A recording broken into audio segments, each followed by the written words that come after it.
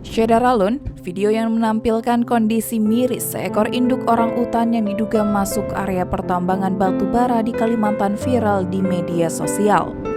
Dari video yang beredar, orang utan tersebut sedang berjalan dengan kondisi tubuh sangat kurus. Seusai video viral, tim dari Balai Konservasi Sumber Daya Alam BKSDA Kaltim langsung melakukan pencarian. Dari video, induk orang utan itu berjalan perlahan sambil merangkak menapaki lahan gundul seperti bekas galian.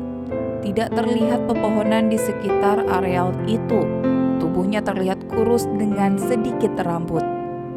Bagian punggung bahkan tampak seperti rontok tersisa kulit membaluti tulang. Kepala BKSDA Kaltim, Mateas Ari Wibawanto, menyebut jenis orang utan itu ialah Morio. Saat ini pihaknya masih menelusuri keberadaan hewan tersebut. Ada 4 titik yang menjadi lokasi pencarian. Selain itu, BKSDA Kaltim juga mencari informasi melalui jejak digital pengambil video dan juga memanfaatkan akun-akun pengunggah dan menghimpun informasi dari dunia maya untuk mempermudah pencarian lokasi kejadian. Selama 3 hari pencarian, Mateas mengaku belum menemukan keberadaan orang utan tersebut. CEO Yayasan Borneo Orang Utan Survival Jamatin Sihite menyebut masuknya orang utan ke area tambang lantaran hilangnya hutan sebagai ruang hidup mereka.